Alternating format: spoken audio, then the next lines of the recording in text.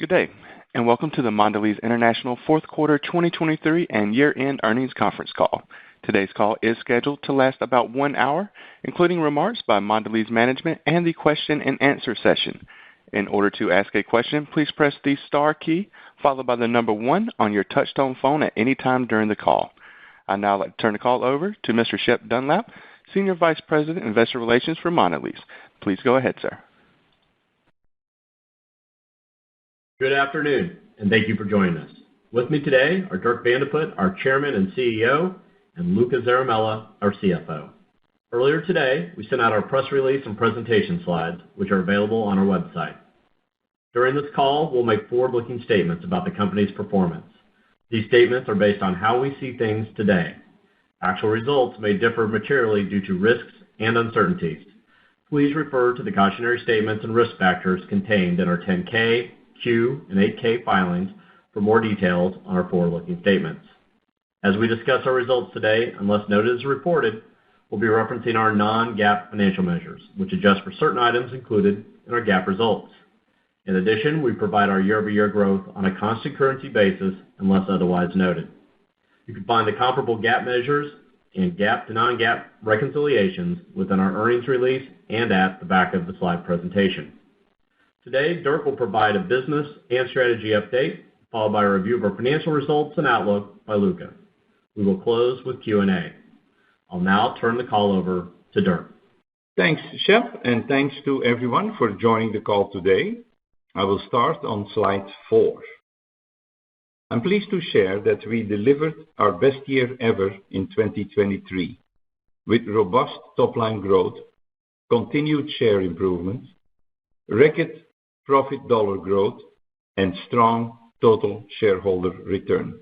Our double-digit top-line performance was driven by strong pricing execution and positive volume mix growth.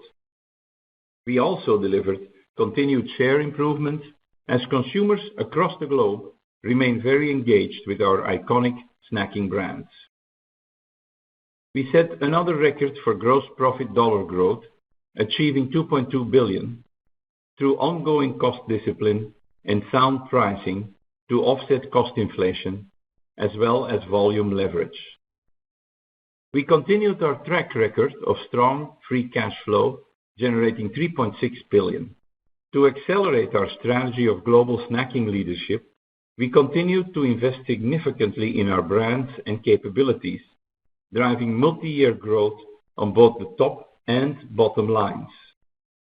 I'm especially proud of our record financial results, as well as returning nearly $4 billion in capital to shareholders. These results deepen our confidence that the strength of our brands, our proven strategy, our continued and increasing investments, and especially our great people, position us well to achieve our long-term financial targets in 2024 and beyond. Turning to slide 5, you can see that 2023 was a strong year on both the top and bottom lines, with substantial reinvestment to drive continued growth in the year ahead. Organic net revenue grew 14.7%, or $4.6 billion, versus prior year. Our continuing solid performance in volume mix demonstrates that consumers continue to prioritize our brands and categories. We also delivered record adjusted gross profit dollar growth of $2.2 billion, up 18.8%, significantly lapping the last several years. We're proud of our team's continued focus and commitment, which enables us to continue investing in the business to drive further sustained growth. Accordingly, we increased A&C investments by more than 21%, helping to drive consumer and customer loyalty to both our iconic global brands and our local jewels, which represent the taste of the nation in their markets. These results translated into strong OI growth of nearly $1 billion, up more than 19% versus prior years. Adjusted EPS grew 19% on top of strong growth in the past several years. All told, we remain confident that our virtuous cycle of strong gross profit dollar growth, fueling local-first commercial execution and increasing investments in our strong brands, capabilities, and talent will enable us to continue delivering attractive, sustainable growth. I'm especially proud to share that we continue to outperform our peers in total shareholder return. As you can see on slide 6, our 5-year TSR is nearly double the average of our peer group. Our 1-year return is particularly impressive, with Mondelez delivering double-digit growth, while our peer average return has fallen into negative territory.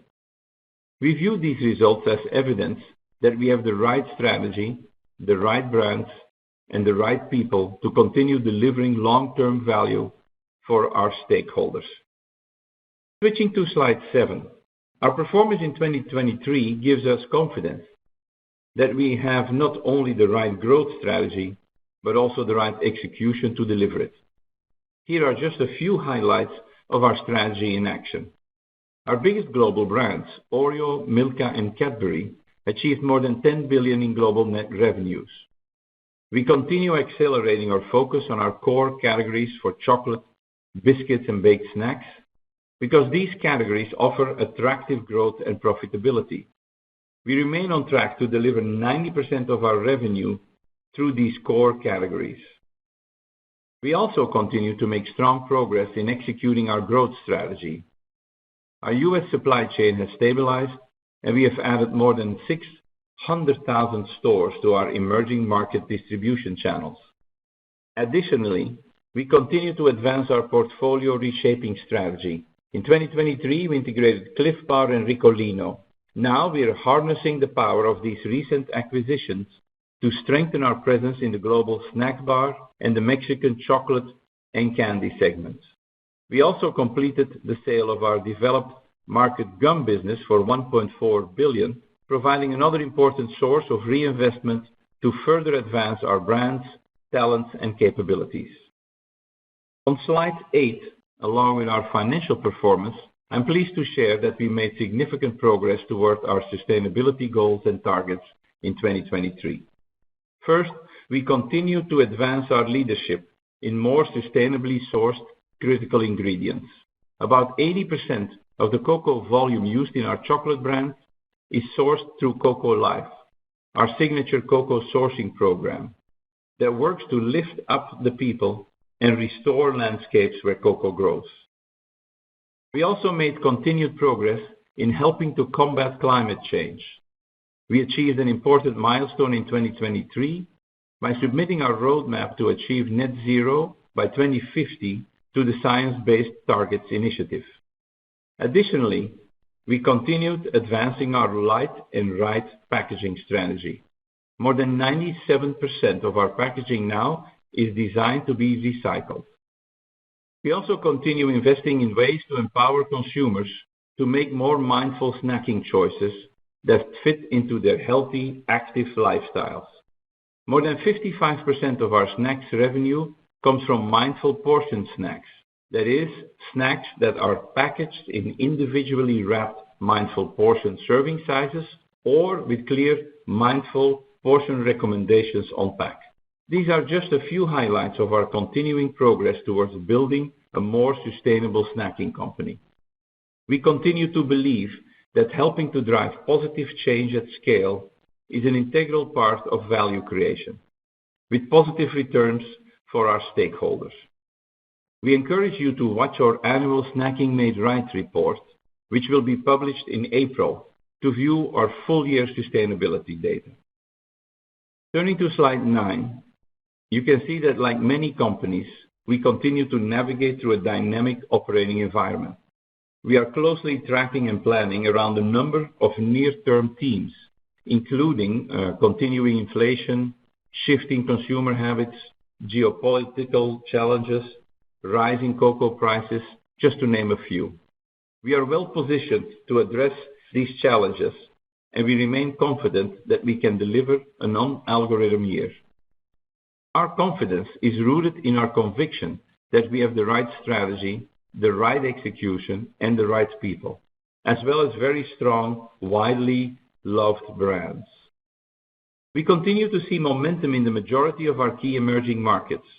Our categories remain resilient, and our solid volume mix performance demonstrates that consumers continue to prioritize our iconic snacking brands.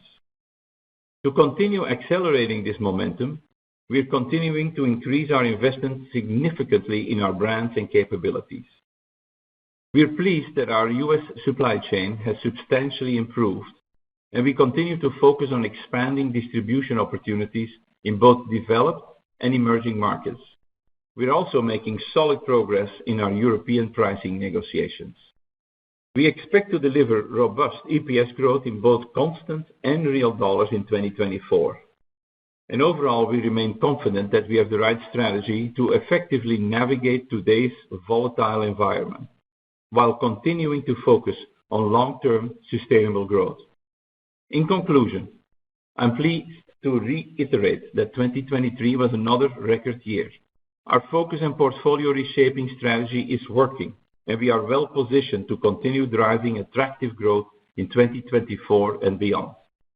By continuing to double down on our attractive core categories of chocolate, biscuits, and baked snacks, investing in our widely loved brands, focusing on operational execution and cost discipline, and empowering our great people, I am confident that we can deliver strong performance for years to come. With that, I'll turn it over to Luca to share additional insights on our financials. Thank you, Dirk, and good afternoon, everyone. Before I get into our financial results and the 2024 outlook, it is important to provide some context related to the developed market gum divestiture and its impact on our results. On slide 11, you can see that the impact of the divestiture on revenue was around about $500 million, while on growth, 0.3 percentage points negative. EPS was impacted by minus 11 cents. I'll give you more color as this relates to the outlook later in the call and how we plan to fully offset impact on income. Moving to slide 12. In 2023, we delivered exceptional results, starting with double-digit revenue growth, with both volume and value contributing. As we keep saying, gross profit dollars is the most important P&L variable, as it allows to reinvest and protect on our virtuous cycle. Last year, GP dollars grew by $2.2 billion, allowing substantial reinvestments, strong earnings, and robust cash flow generation. The strength of these results can be seen across all regions and categories. Revenue growth was plus 14.7% in the year, with 1.3 points of growth coming from volume mix. For the quarter, growth was about 10%, with a slight decline in volume mix. Emerging markets grew by 20.4% for the year and 14.9% for the quarter, with strength coming from a substantial number of key countries, including Brazil, China, India, Mexico, and the Western Andean.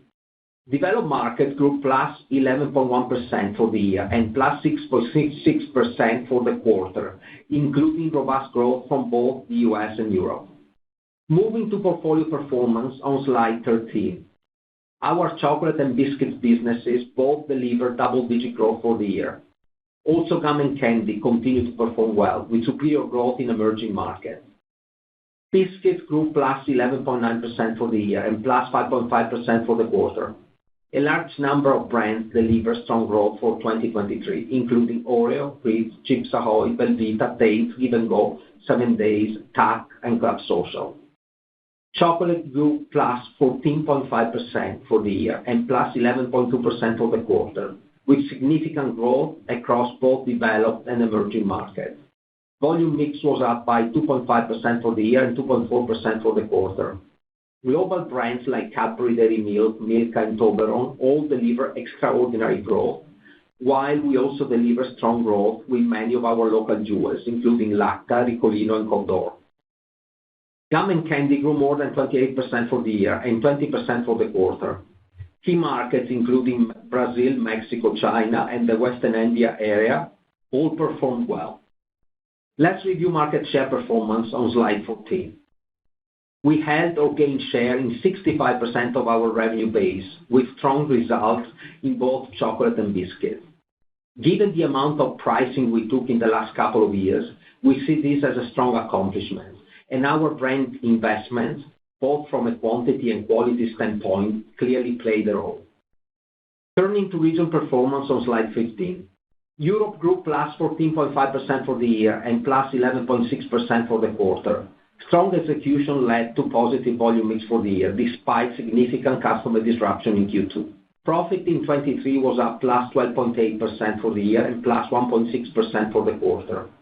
Underlying profit in Europe continues to improve, but Q4 was negatively impacted by Forex fluctuations on some cash deposits held in dollars that function as a protection against currency volatility. Excluding these headwinds, EBIT in Q4 was up nicely, despite a significant increase in A&C. North America grew +9.5% for the full year, while Q4 grew +1.9%, against an exceptionally strong compare of almost 20% in 2022. Full year growth was driven by higher pricing, broad-based strength across brands and channels, and solid volume mix. In Q4, volumes declined as a result of softening U.S. biscuit category, tight inventory management in advance of Q1 pricing, and declines in Give & Go and Clif. Give & Go was impacted by our decision to delist some of the holidays gingerbread kits, given low profit. We continue to be very happy with Give & Go overall. Clif results were driven by lower bar consumption and inventory depletion, connected to retailers building inventory in Q3 to minimize potential disruption ahead of a system transition in early October. As a result, we made adjustments to inventory, driving a year-over-year shipment decline. We feel comfortable with current inventory levels, along with our programming and investments to drive 2024 growth. Overall, we are confident regarding our prospects in 2024 for North America, given our strong activation plans, TDP's expansion, growth channels, and substantial investments in A&C. We are going to give you a better sense of these opportunities at CAGNY. North America OI increased +22.7% for the year due to strong pricing and solid volume. For the quarter, OI increased by 9.5%. AMEA grew 11.7% for the year and 7.9% for the quarter. India grew strong double digits for the year and quarter, driven by both chocolate and biscuits. China grew high single digits for the year and quarter as well. Southeast Asia grew mid-single digits for the year, and Australia delivered strong results for both the year and the quarter. As it relates to volume mix performance in the region for Q4, there has been some pressure on Western consumer brands in the Middle East since the war began, and we have not been immune from that, with an impact to sales in the Middle East and part of Southeast Asia. We are supporting colleagues who have been impacted in different ways around the world, as well as working with NGOs partners to aid in humanitarian efforts in the regions. While volatile and difficult to predict on a go-forward basis, we are tracking the situation and working with stakeholders and planning for these dynamics in our 2024 outlook. AMEA increased OI by 14.5% for the year and 18.5% for the quarter, continuing a strong track record of annual top and bottom line growth. Latin America grew 34.8% for the year and 28.6% for the quarter, with strong volume mix growth and strong price execution. Ex-Argentina, growth for LA was +18.1% for the year and 9.2% for the quarter, testifying the good work done by our teams beyond price management in Argentina. Latin America delivered another strong year of profitability. OI grew +48.5% for the year and more than 49% for the quarter. Strong volume mix, pricing, and continuation of gum and candy momentum drove these results. Turning to page 16. For the year, we delivered strong double-digit OI dollar growth, driven by a record high increase in gross profit of nearly $2.2 billion. This growth has enabled strong levels of reinvestment behind brands and capabilities for 2024 and beyond. In Q4, we also saw strong double-digit OI and gross profit dollar growth of more than $500 million, driven by top-line strength and ongoing cost discipline. Other was impacted by the Forex dynamics and fund protection in US dollar that I discussed about Europe. Next to EPS on slide 17. Full year EPS grew +19% in constant currency. The vast majority of this growth was driven by operating gains, and despite currency headwinds, We grew adjusted EPS at reported Forex by 14.3%. Adjusted EPS would be $3.30 per share, including 11 cents of contribution from DM Gum. I'll talk more about our plans for 2024, but we will aim at removing as much stranded cost as possible. Turning to slide 18, we delivered $3.6 billion of free cash flow for the full year, including the impact of more than $380 million related to cash taxes from the liquidation of our KDP stake. Our balance sheet remains quite strong, as full-year leverage ended at 2.6 times. Let me take a moment to discuss our outlook and some of our key planning assumptions on slide 20. For the current year, we expect to deliver on our long-term algorithm for revenue, earnings, and cash flow. We expect to be at the upper end of our 3-5% algo range for organic net revenue growth, as pricing in certain markets with significant chocolate portfolios, such as Europe, is expected to be higher than historical levels. We expect free cash flow of $3.5 billion plus. In terms of the assumptions, for inflation, we expect a high single-digit increase for 2024. This inflation is driven by significant increases in both cocoa and sugar, as well as another uptick in labor costs. As Europe faces more inflation than any other market, we expect customer disruption during Q1 and potentially into Q2, associated with our annual price negotiation process. This process is happening earlier in some cases than last year, so impact might be more pronounced in Q1 for top and margin lines. We also remain committed to substantial brand support in this region and all the others, similar to our stance over the past several years. In terms of interest expenses, we expect approximately $325 million. We are expecting 3 cents of EPS of headwinds related to Forex impact for the year. In terms of taxes, we expect an ETR in the mid-20s. Share repurchase expectations are around $2 billion. Turning to our EPS outlook on page 21. With respect to adjusted EPS, we expect high single-digit growth of our reported base 23 of $3.30 per share, which includes the 11 cents of contribution from our divested developed gum business. We expect to eliminate nearly all of these 11 cents impact by removing stranded costs. In fact, we made good progress by already realizing 3 cents of stranded cost savings in late 2023. With that, let's open the line for questions. At this time, if you would like to ask a question, please press the star and 1 on your telephone keypad. You may remove yourself from the queue at any time by pressing star 2. Once again, that's star 1 to ask a question. We will pause for a moment to allow questions to queue.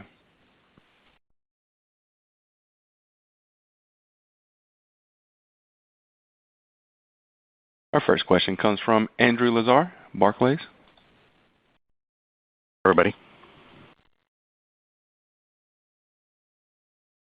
Dirk, I was hoping we could get a bit of a state of the union on how you see the performance in key markets at this stage, as we saw a bit more volume weakness in North America in the fourth quarter, and conversely, it still seems like there's strength in many of the other key markets. Trying to get a sense of how you see this playing out in 2024 and whether similar cadence across your markets might be the same or where it might be a bit different. And then I've just got a follow-up. Okay.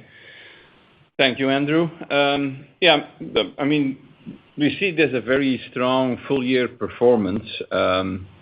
We feel that there is portfolio strength, which is broad-based across our regions, across the categories, across the brands.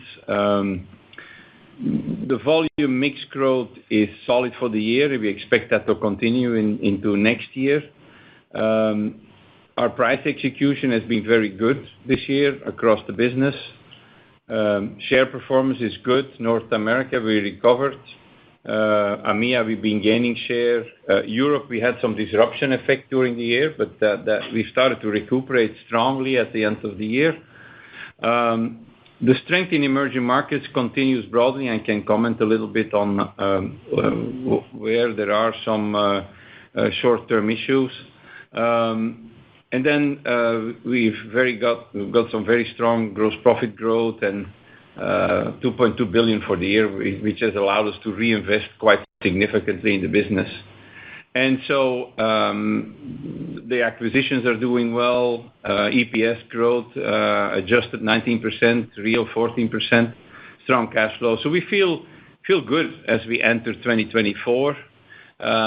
We have some more pricing coming in, but in North America, that's already agreed. In Europe, we're in line with where we were last year, and the majority is already agreed. We are planning to continue with strong investments in our brands, with strong activations. The acquisitions we expect to continue to play a big role for us.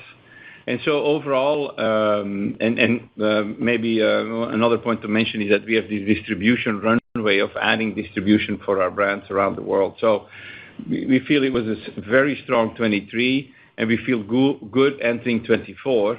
Now, that doesn't mean that there are no particular issues that are on our mind. So the first one would certainly be the cocoa prices and our need to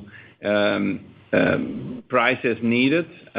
We are well covered for the year, but we need to, mainly in Europe, get those prices agreed. Consumer, while the consumer is feeling better and more positive, short term, we see that elasticity is still at or below historical norms, but there is some uptick in consumer elasticity in some spots around the world. It is to be expected that we will have customer disruption in the beginning of the year in Europe. The annual negotiations are in progress. Like I said, we are in line where we were last year, and the majority is agreed, but we still have some to go.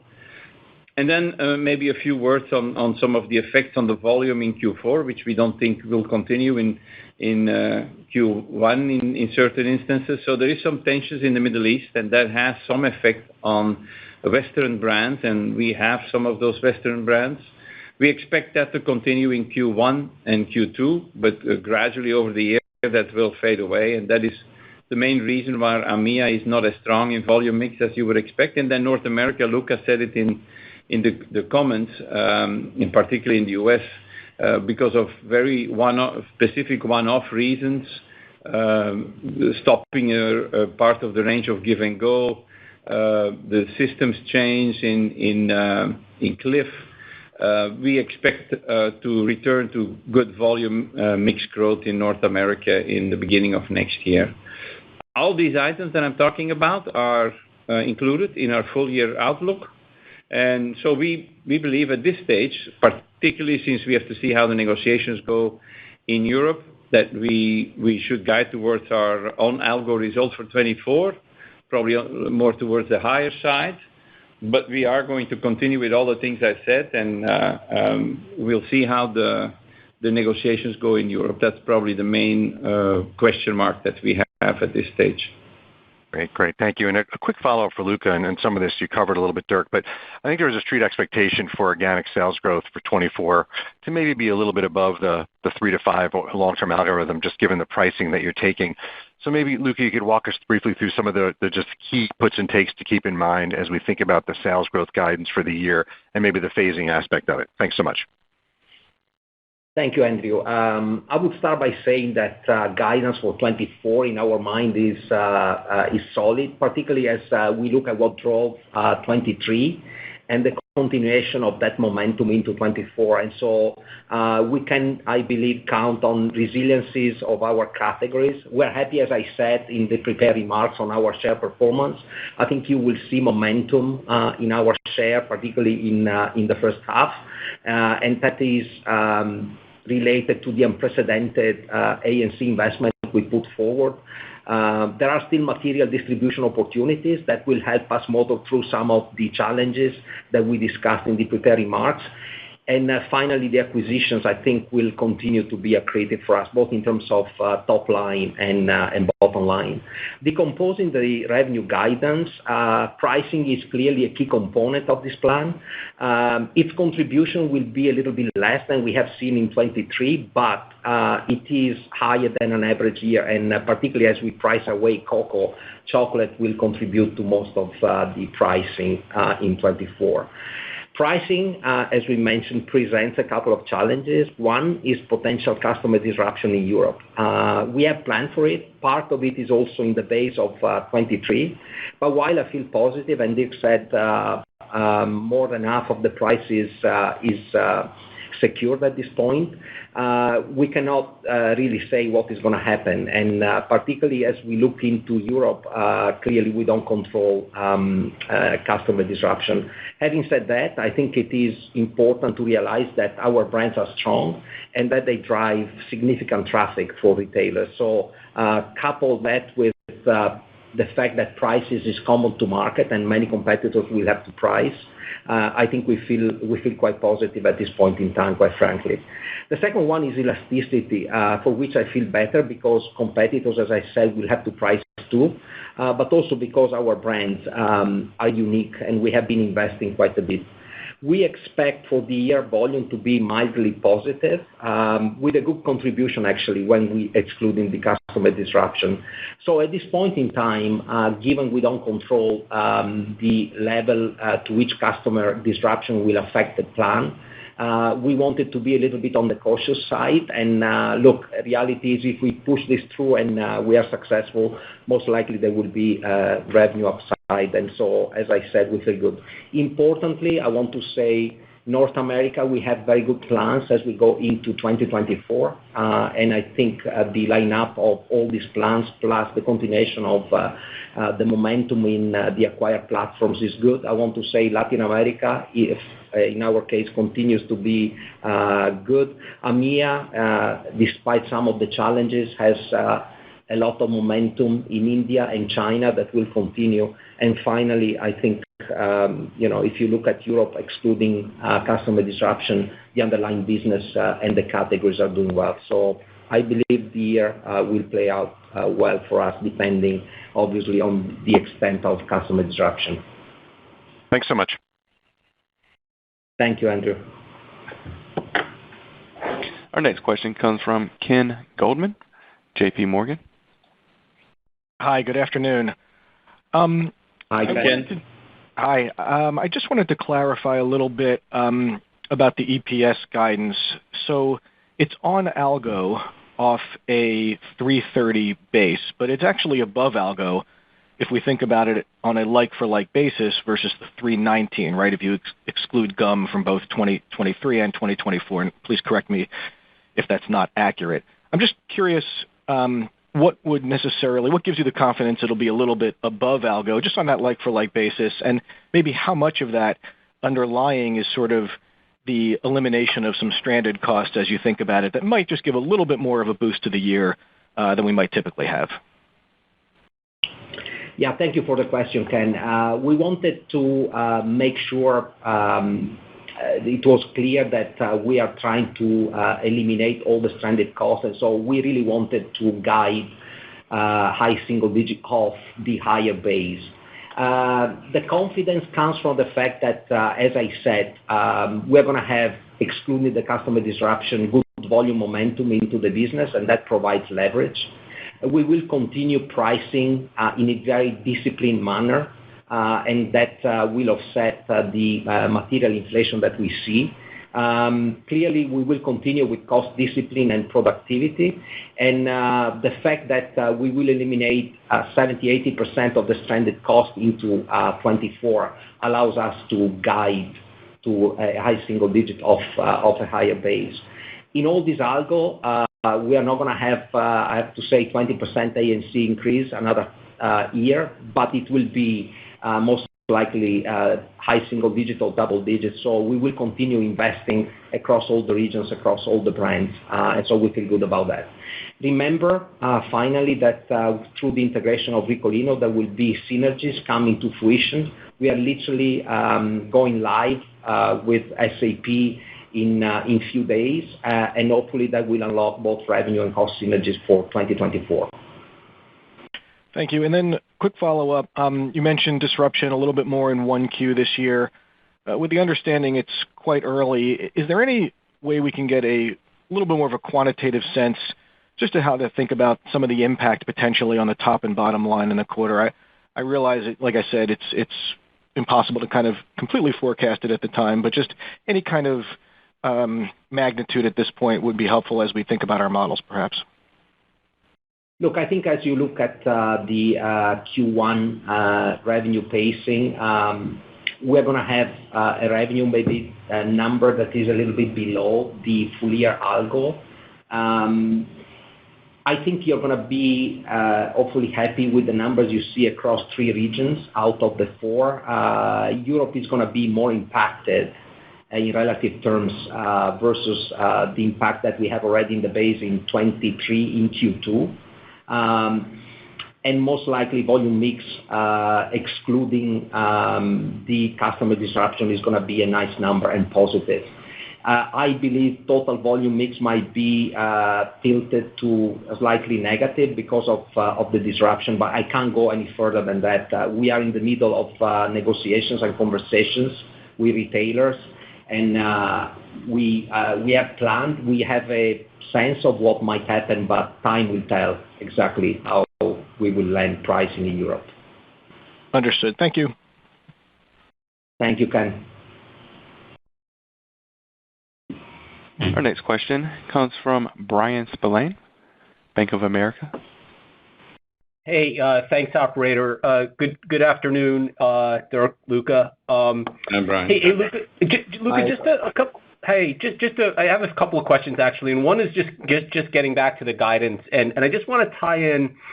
It's $2 billion of share repurchase this year, but you also repurchased quite a bit of shares in the fourth quarter. So if we think about the impact that share repurchases or a lower share count would have on fiscal 24, it should be more than the roughly 2% that a $2 billion repo would suggest, right? Just simply because the timing of your 23 share repurchases were so late, it should drive the share count down a little bit more than we would normally see. I just want to make sure I'm thinking about that correctly.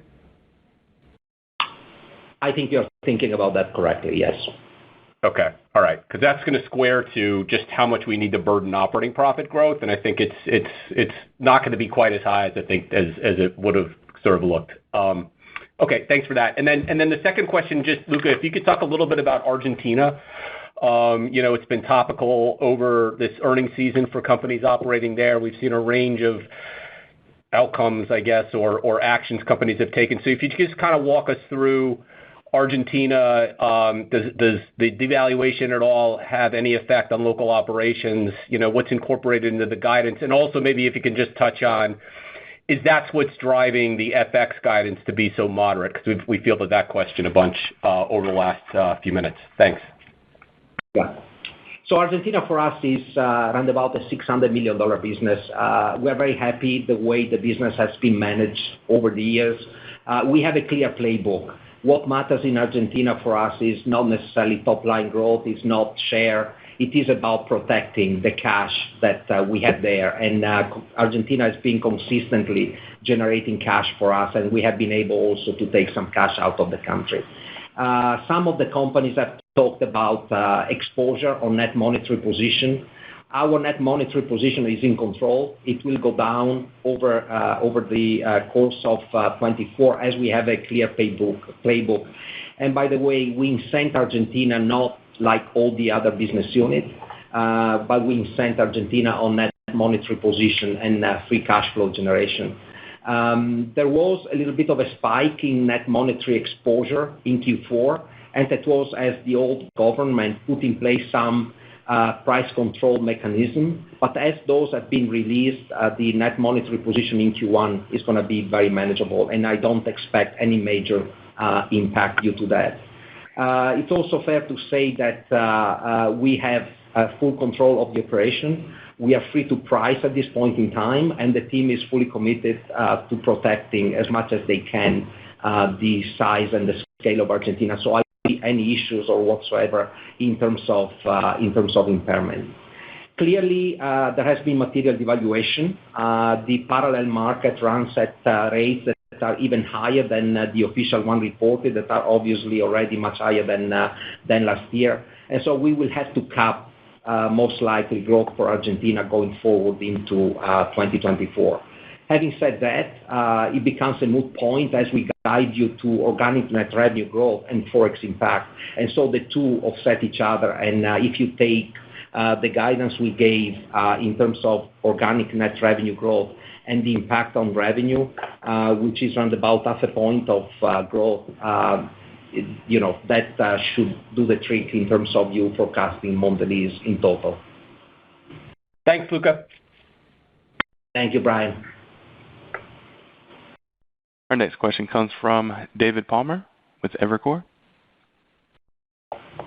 Thanks. A couple of questions.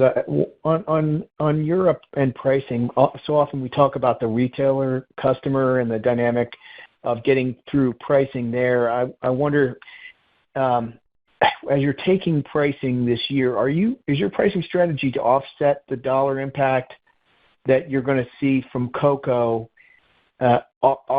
It would seem like that would be a pretty reasonable expectation for the players there, given what's happening with cocoa, but maybe there's some timing issues for 2024 there to think about.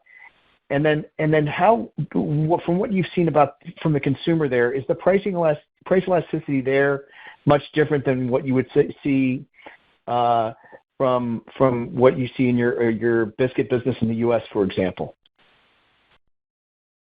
Yeah, your first assumption is correct in the sense that we are trying to offset the dollar impact of the inflation that we're seeing on our input costs. And we're not pricing for percentage margin, but offsetting that dollar impact, which, yes, we believe is a reasonable position. I think this year, seeing the situation in Europe and the fact that the retailers are seeing probably some deflation in other areas of their business, it is a little bit of an explanation to explain that not only cocoa but also sugar or hazelnuts are showing significant inflation, which is not the expectation. I think by now they understand that it has to happen in chocolate, so we have high hopes that we will be able to land that in a good way. As it relates to elasticity, I would say the elasticity in Europe has been very reasonable. We might maybe expect a little bit of an uptick as prices keep on going up for a third year in a row, particularly in chocolate.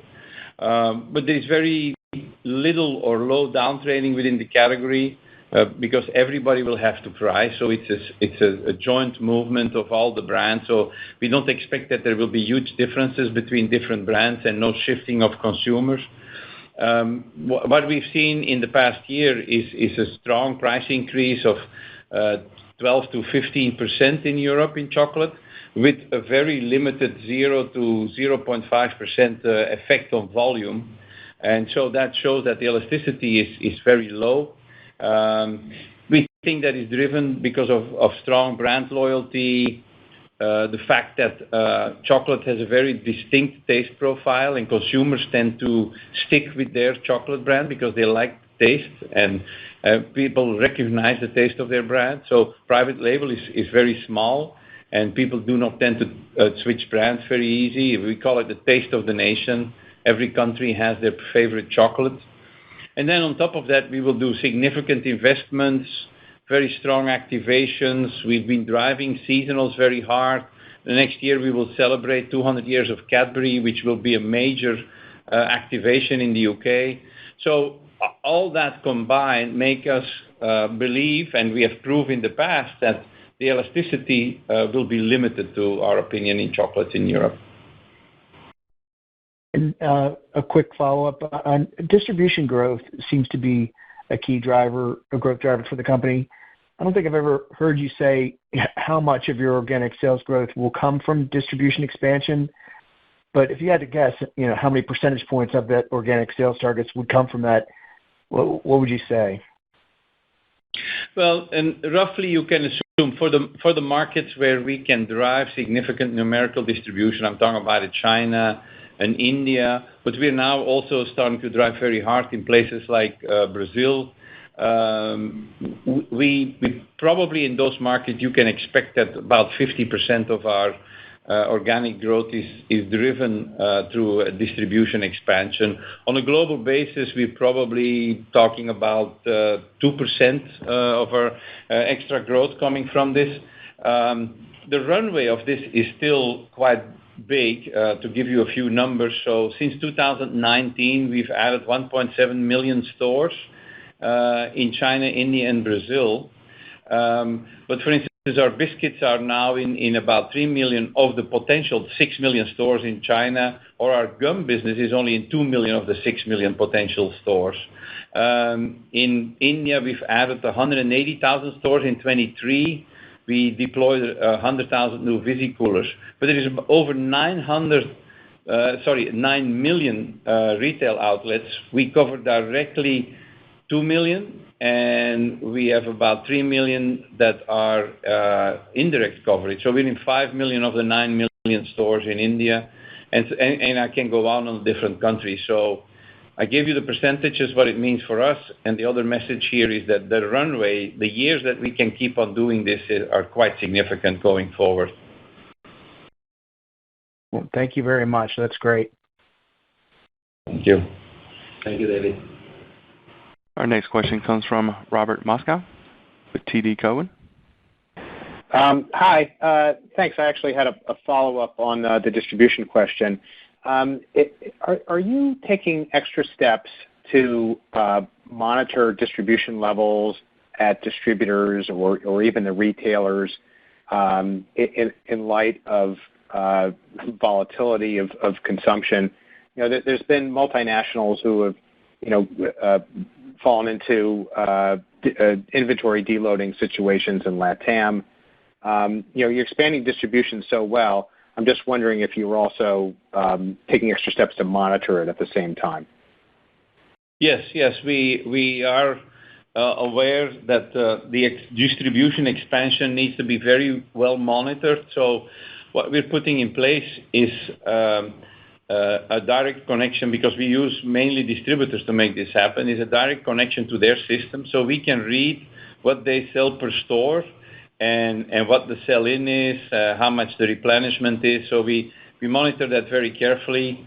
We go slow in some of the cities where we're doing the expansion, so that we make sure that we can see that setting up the whole distribution system is profitable and that it can be maintained. So we've had no surprises so far. I've done this many times in my career, and I've had surprises, but so far things have gone quite smoothly. I think our teams around the world know what to do. They're on top of it. We usually accompany these distribution expansions with very heavy activation in the cities that we are doing this. So we feel pretty good that we have a very controlled way of doing it. And like I said, so far we've had no surprises whatsoever with this. And a follow-up on that. In some of these markets, you've introduced more digitized tools to enable small retailers or distributors to order or reorder and also monitor their performance on promotions, I think. Has that improved your ability to keep track of distribution and monitor sales? Like, are the tools better than they were 10 years ago to monitor all this? Yes, we are still in a relatively experimental phase with that. We're, for instance, mainly experimenting with this in Latin America, largely in channels that we don't have immediate big coverage. So as an example, I would say bars in Brazil would be typically something that we don't cover directly or indirectly at the moment. But we have started to have a presence, and we are monitoring how that is going. I would say those tools help the retailer order directly and get our products in there. It helps us to understand how much the store sells. And yes, we can monitor promotions. As a tool to monitor how our distribution is evolving, it's probably complementary to the other system I was talking about, but we prefer at this stage to monitor that through our distributors.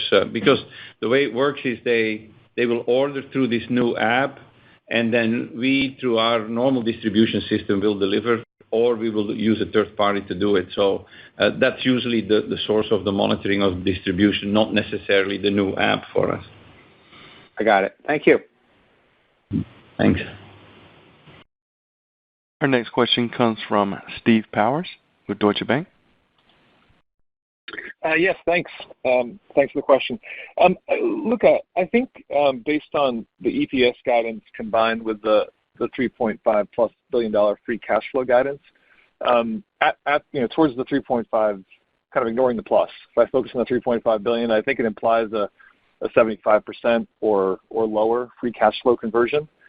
I just wanted to kind of throw that past you and see if that's the message you intended to convey.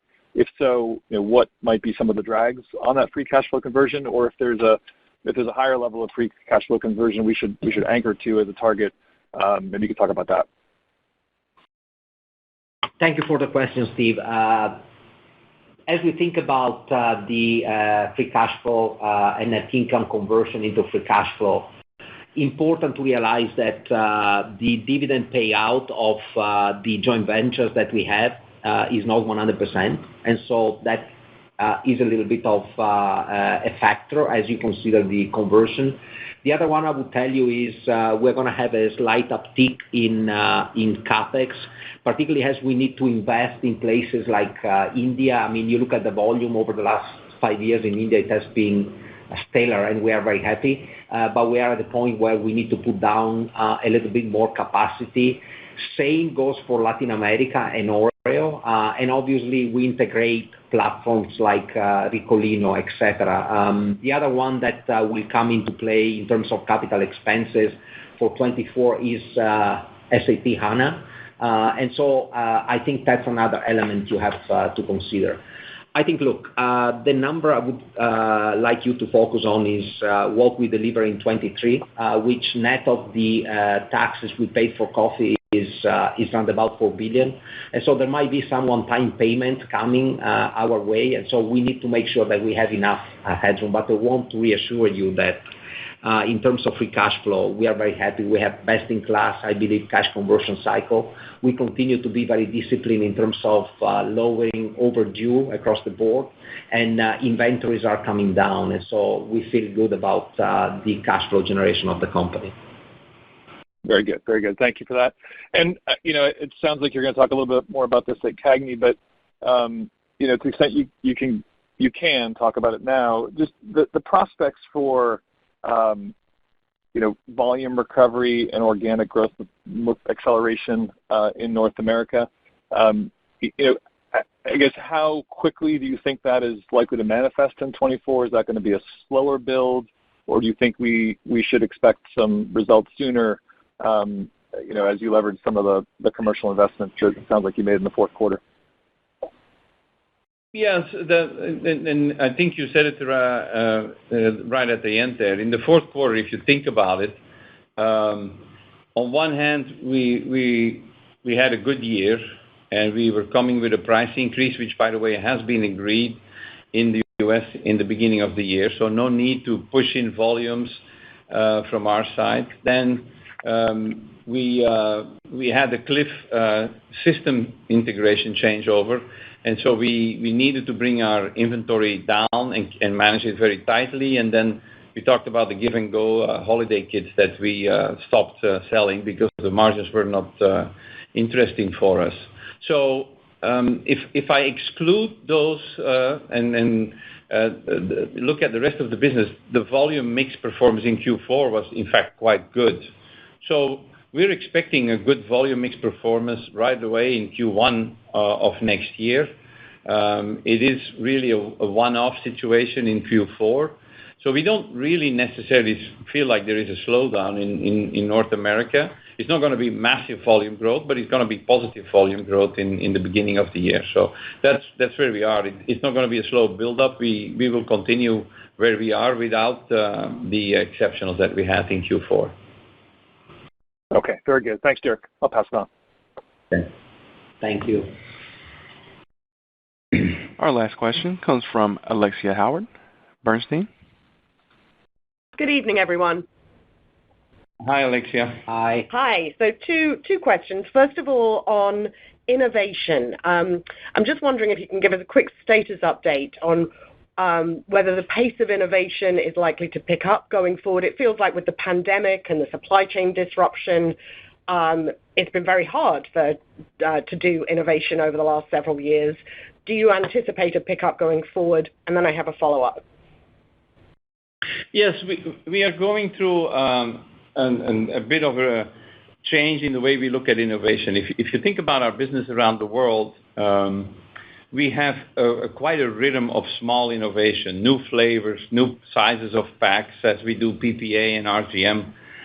But that leads to hundreds of small projects, which do drive our business. But we are gradually eliminating probably close to half of those small projects because, in fact, over time, they don't have that much of an impact on the business. Since overall our business is doing well, we can afford to do so, and we are shifting our focus to bigger innovation projects. And so the ones that I would mention is, first of all, making healthier versions of our mainstream products. So I'm referring to, for instance, what you've seen so far, an Oreo gluten-free or an Oreo zero sugar in China, gluten-free in the US, doing quite well, and you can expect that we will continue to expand those efforts across other brands. And then we are entering quite significantly in cakes and pastries, and there you can expect us to push quite hard. And so you could see the Oreo Cakesters or the Oreo Airy cake in China. And these are all significant innovations that have the potential or tens of millions of dollars of net revenue per country. We're pushing hard on premium chocolate, so we launched, for instance, the Toblerone Pralines, or we have done some big innovations on our core chocolate tablet. So these are bigger innovations that require more work, higher potential, but we are reshifting our efforts towards those. So I don't know if I would call that what you were asking, Alexia. Do we pick up the pace of innovation? I think the impact of innovation on our growth will increase in the coming years, but it's not driven by more innovation. It's driven by better innovation, I would say. Very helpful. And then could I just follow up finally?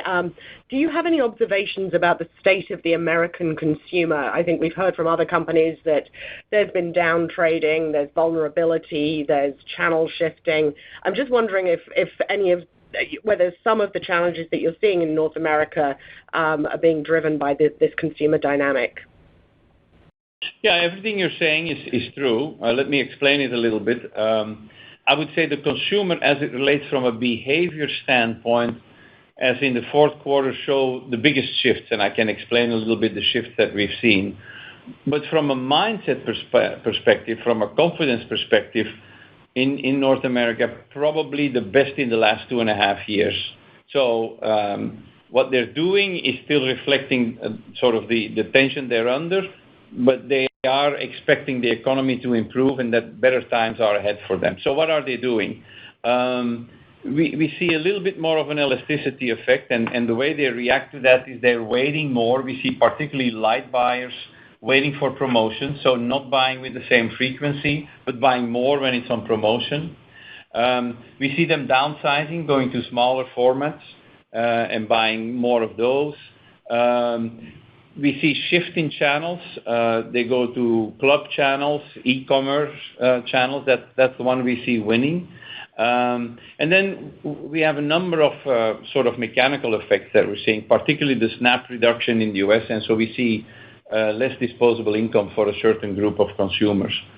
But overall, I would say we expect that gradually will improve because of that mindset change that I was saying.